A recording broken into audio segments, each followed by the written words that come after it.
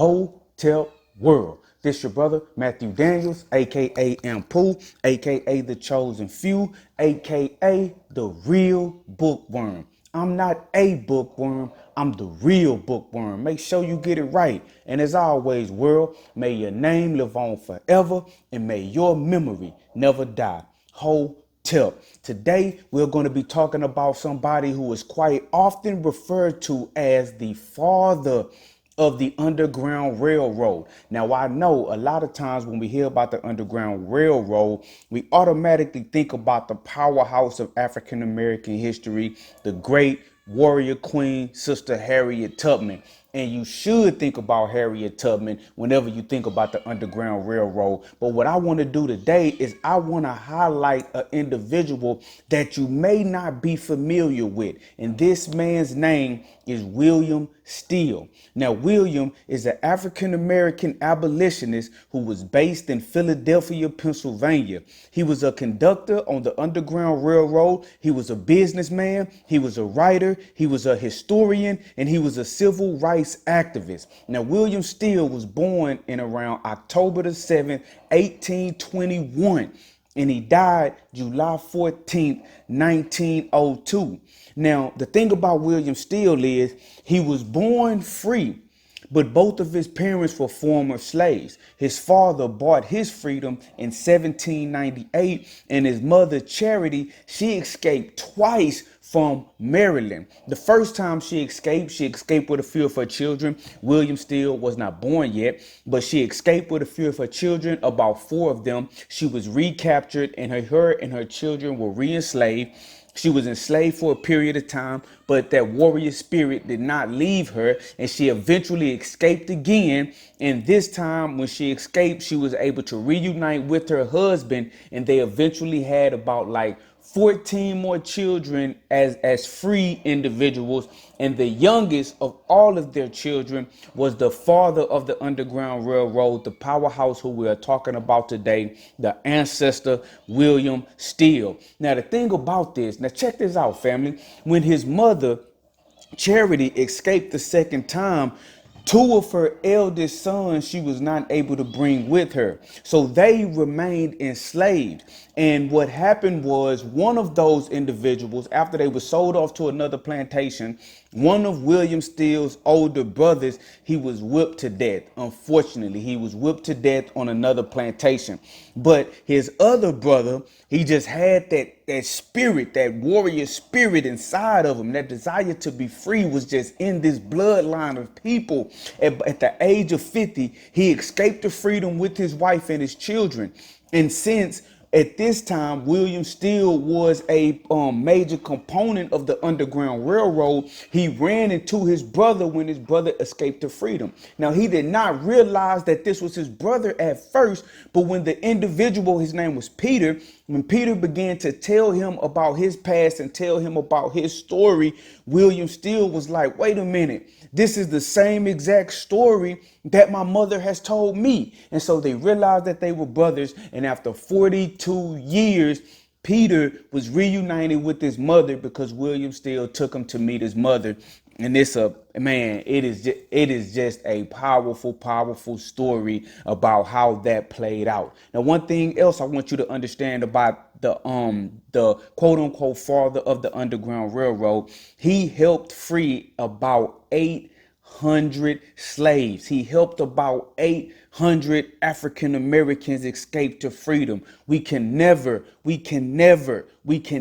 forget this powerhouse's name. He knew important and famous people like John Brown, the abolitionist. John Brown is maybe the most well-known white abolitionist from that time period. He led a revolt to actually try to end slavery and free slaves. And he knew Harriet Tubman. Yes, he knew Moses of the African American people. There's no way that the father of the Underground Railroad would not know the most prolific figure of the Underground Railroad that we know here today. Now, what William Steele did, He is so dynamic, family, because when he was conducting the Underground Railroad, he kept meticulous records of the individuals that were arriving, coming to freedom. He kept meticulous records of their aliases, and he kept meticulous records of where they were going. And he kept these records hidden for obvious reasons, because he didn't want anybody trying to hunt them down and re-enslave them. But he knew that those records would be instrumental in reuniting families. What you have to understand is sometimes individuals, entire families could not escape to freedom at all at one time. Sometimes one or two members of the family would escape to freedom, and then at a later date, others would eventually escape to freedom. So he has this work, right, that I recently purchased. It's called the Underground Railroad Records. And it is a book compiled of all of the records that William Steele compiled when he was conducting the Underground Railroad. Now this, man, family, anybody that is interested in the history of the African American, not just the Underground Railroad, but the history of the African American, will benefit greatly from reading this work. Now, I wish I had time to actually go over all of the documents, but what I want to do, I want to go into this book and I want to highlight some of the most explosive pieces of information that's found in this book. Remember, I told you this man knew Harriet Tubman. So in his works, in his records, of course, if Harriet Tubman helped free hundreds of slaves, okay, then there's going to be documentation in this Underground Railroad records of some of those slaves that Harriet Tubman was able to free. And wouldn't you know it, there is a section in this book and is known as let me hold on, I'm turning the pages, bear with me. Moses arrives with 6 passengers. So what I'm going to go to a section in this work, and I'm going to show you an account of Harriet Tubman actually bringing 6 slaves that she just helped lead to freedom through this Underground Railroad passage, and they came to the area where William Steele was at. And the good thing about this is, after you see the actual letter that documents Harriet Tubman bringing these 6 passengers, William Steele himself writes something talking about Harriet Tubman, and we get a good glimpse into who this woman really was. And I'm telling you, family, you already know this information, but it's going to blow your mind to hear it from somebody who actually knew her. Okay, so let's go to page 235, and where it says Thomas Garrett's letter. So this was Wilmington, 12 months, the 29th of 1854. So this happened in 1854 when Harriet Tubman freed these individuals.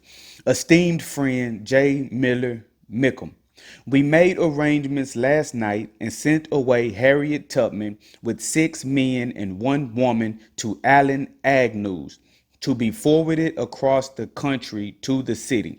Harriet and one of the men had worn their shoes off their feet, and I gave them $2 to help fit them out and directed a carriage to be hired at my expense to take them out, but do not yet know the expense. I now have 2 more from the lowest county in Maryland on the peninsula, upwards of 100 miles. I will try to get one of our trusty colored men to take them tomorrow morning to the anti-slavery office. You can then pass them on. So he's saying that basically Harriet Tubman and somebody else, they had been running so hard to free them that they had worn out their shoes. So this individual had bought them some more shoes. So let's see what William Steele says about Harriet Tubman, because this is like the meat and potatoes, right?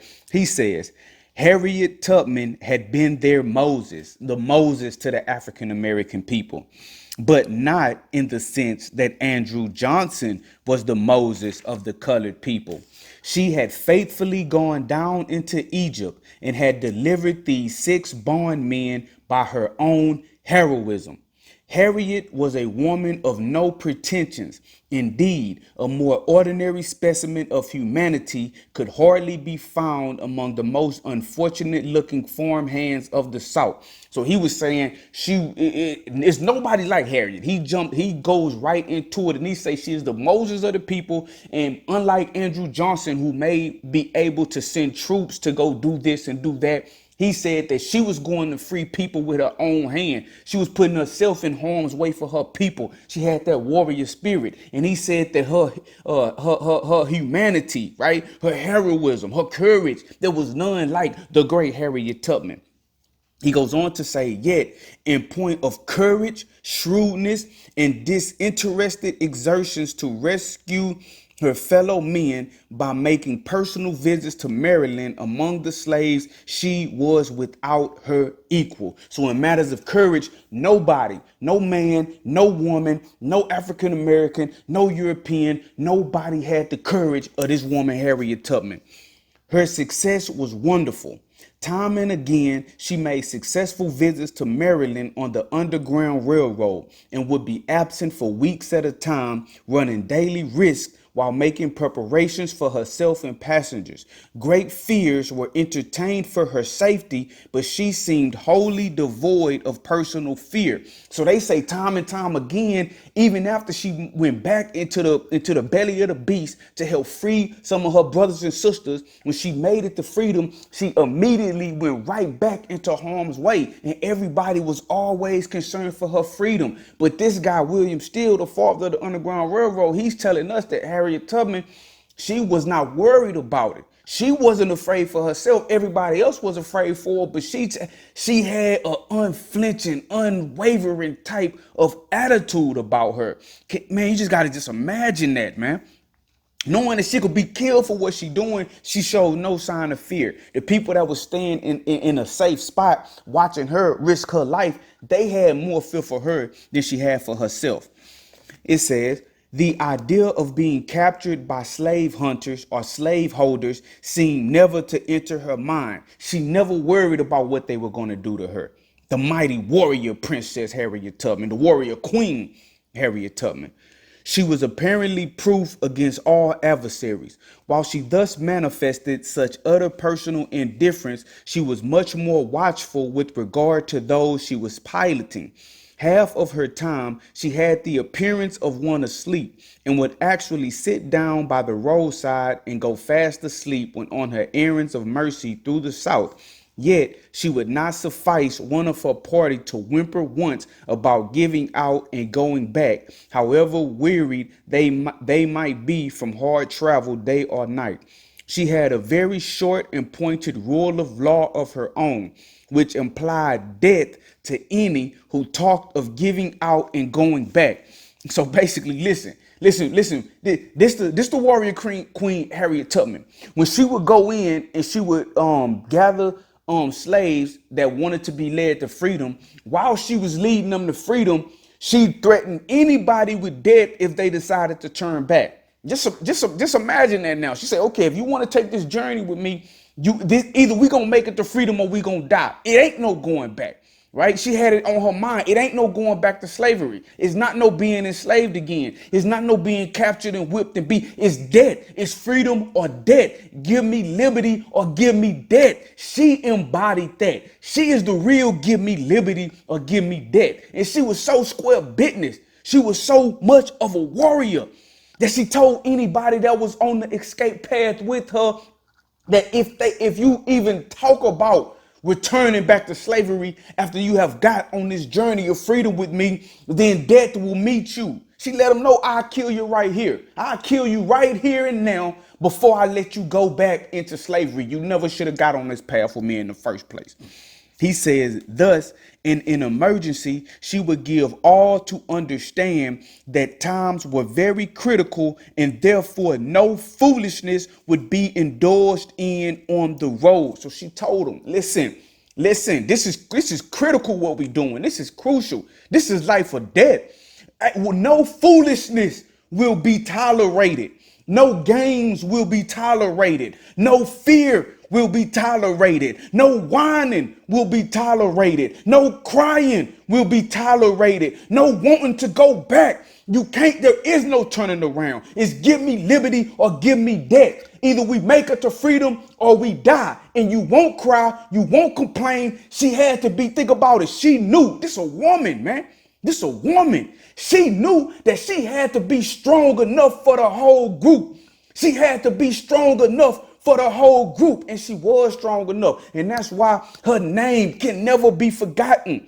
Her name can never be erased from history. And we need to understand exactly what kind of person she was. It was understood that she let it be known that times are very critical and no foolishness will be tolerated on this road to freedom. Everybody is going to stay about that business. Everybody going to follow the orders that we giving. And I guarantee you this day you will be in freedom, right? And if you don't make it to freedom, then death is better.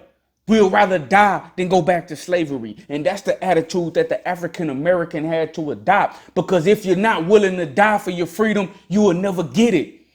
If you ain't willing to die for your freedom, you will never get it. That's just how it was played back in them days.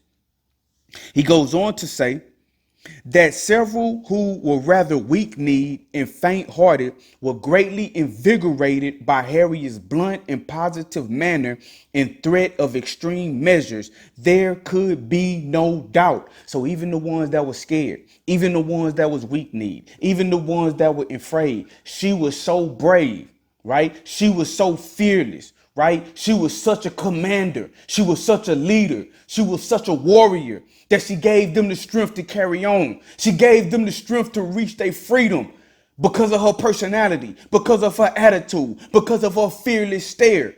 Right? Because you could just imagine, you've been born into slavery. You've been beat your whole life. You seen your mother, your father probably raped and murdered. You seen your brothers and sisters raped and murdered. You seen them beat with the whip. You seen them giving less. You seen them. They have been taught that they are less than human. So they already psychologically gone in the mind. So naturally, they're going to kind of be afraid because slavery is operated off of fear. You have to make the individual afraid of you or slavery won't work. So she had to be so strong that some of her strength spilled off over unto them. Man, hotel to the ancestor Harriet Tubman and what she did for my people, man. I'll never forget your name. He goes on to say, after having once enlisted, they had to go through or die. So after they got on the Underground Railroad with Harriet Tubman, it was clear. Either you're going to make it to freedom or you die. Of course, Harriet was supreme, and her followers generally had full faith in her and would back up any word she might utter. So when she said to them that a live runaway could do great harm by going back, but that a dead one could tell no secrets, she was sure to have obedience. So now you need to understand, Harriet wasn't a psycho. She didn't want to kill her brothers and sisters. She didn't want to murder these individuals. She didn't want these individuals to die. In fact, she was putting her life on the line to get them to freedom. But she understood one thing. If somebody started on this path to freedom and they saw how the Underground Railroad was set up and they was too weak to complete the journey and they went back, then that same individual under the lash of their master, they would tell all that they know. And when they tell all that they know, they endanger the lives of men, women, and children who are still trying to get free. And they make it to where anybody who was trying to get free through the Underground Railroad, if this person made it back and gave up all of the secrets and the Underground Railroad was shut off, was closed off, then those individuals would have no access to freedom. So she understood one thing. If I let you break and I let you go back, then I'm really sacrificing the lives of countless hundreds of my people. So I can't let you go back. I can't let you go back. Because if I let you go back, you're going to ruin the mission. She understood. She understood that I will kill you before I let you endanger the lives of these men, women, and children that I have been sent by the great mighty God and the ancestors to free. She understood that. So she wasn't crazy. She was military minded. She wasn't insane. She was strategic and she was intelligent. She knew that a runaway slave that returned back to his master was dangerous because he would endanger the lives of everybody else on the Underground Railroad. And they would make it impossible for anybody coming after them to make it on the Underground Railroad. So she told them, you got to either complete the mission or die. There is no going back because you're seeing too much. You know too much. And a dead man tell no tales. Huh? A dead man will tell no secrets. He say, therefore, none had to die as traitors on the Middle Passage. Boom. How beautiful is that? Therefore, none had to die. None had to die. So she wasn't going around killing individuals. She told them how it was. She had so much fearlessness. She had so much honor, respect amongst the people that she didn't have to kill nobody. She just had to let it be known that, hey, they knew that she was serious.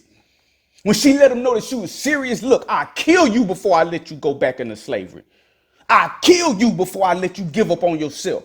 I'll kill you before I let you give up on your mama, before I let you give up on your daddy, before I let you give up on your brother, before I let you give up on your sister. I'll murder you dead. I'll murder you dead right here in the woods right now. You ain't going back.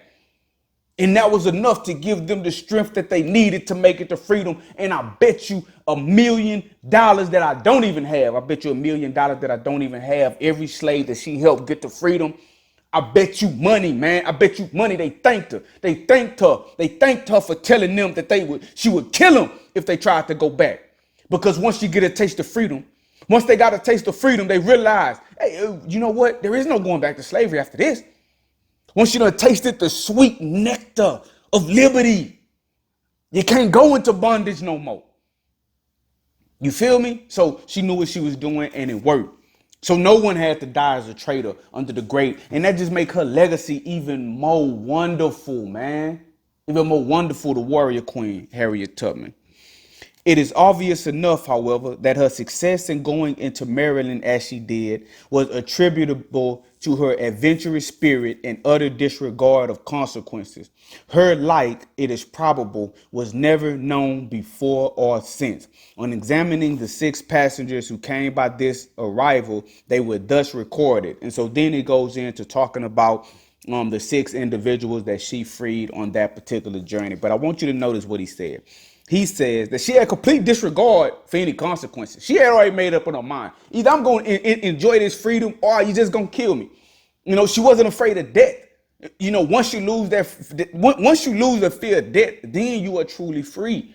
I'm going to say it again. Once you lose the fear of death, then you are truly free. Sometimes in this life, you got to be willing to die for something. Then you know what it feels like to truly be alive. You know what it feels like to truly be alive when you no longer fear death. He says her like, it is probable, was never known before or since. Basically saying it wasn't nobody like Harriet Tubman before Harriet Tubman. And it was nobody like Harriet Tubman after Harriet Tubman. She was one of a kind.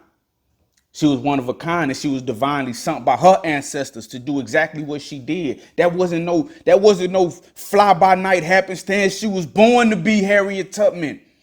You got to understand, she was born for that.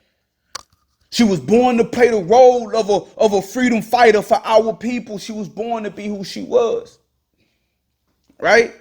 So we need to thank the great William Steele, the father of the Underground Railroad, for everything he did. His history is prolific. And we can even get a glimpse into one of our mighty hero warrior queens, Harriet Tubman, through his records. And there are so many more records in this book, The Underground Railroad Records. There is so much more that we can see, so many more names that we can know, so many more stories that we can hear. You know, and us as African Americans, we need to embrace our history, and we need to understand our history, and we need to understand who our heroes are, so we can stop trying to be everybody else in the world, man. You know, I mean, people got a right to believe what they want to believe. So if a person want to be something, they can be something. But I see people all the time, man. They want to be everybody but the African American because they don't want to associate with the slavery. I get it. They don't want to associate with that. They want to be everybody but the African American, man. Be who you are. That's why, I just seen this thing with Nick Cannon. Well, you know what? I'm not even gonna get into that because this is not the video for that. So I apologize for digressing. I'll make another video about that. But just be proud of who you are and be proud of who your ancestors are, man. You got great history here. You got powerful, fearless heroes to look up to. So I want you guys to remember the name William Steele. I want you to try to get that book, The Underground Railroad Records. And I'm definitely going to be going into that book more. It's another story out of there I wanted to read to you guys, but I'm not going to get to it. I'll probably do it in another video, where he tells the story of an African American man named Sam Green. This dude got 10 years in the penitentiary because he got caught with the book Uncle Tom's Cabin. You know how people call people an Uncle Tom, right? Uncle Tom. Well, that comes from a book, a character in a book called Uncle Tom's Cabin, right? This black guy did 10 years in the penitentiary because he got caught in possession of that book, Uncle Tom's Cabin. So we're going to go into that one day. So, yeah, before I log off, right? Before I sign off, what I want you guys to do, I want you guys to support what I have going on. I want you guys to support me, support Matthew Daniels, support The Real Bookworm. I'm getting a lot of support and I appreciate it, but I want more. I want you guys to go to my website, www.therealbookworm.com, right? And I want you to check out everything I got on my website. I need some more traffic to my website. Go to my website, hit it, look through, contact me, all of that good stuff. And I also want you guys to purchase my novels, right? I'm a published author. I have 2 fiction novels and I have 1 nonfiction novel. So I want you guys to look, check this out. This is my book, Big Game Hunting. Big Game Hunting. Now this is documenting, this is nonfiction. This is documenting police corruption right here in Texas City, Texas. And this is only volume 1. I have a lot more stuff coming down the pipeline, right? I'm a prolific writer. I have a lot more stuff coming down the pipeline, but I have Big Game Hunting by Matthew Daniels, where I show with documented proof police corruption in Texas City, Texas. I want you guys to either go to my website or go to Amazon.com, and I want you guys to order this book, okay? You can get the paperback version for $10, or you can get the ebook version for $1.99. It's just $1.99. It's just $10 for the paperback.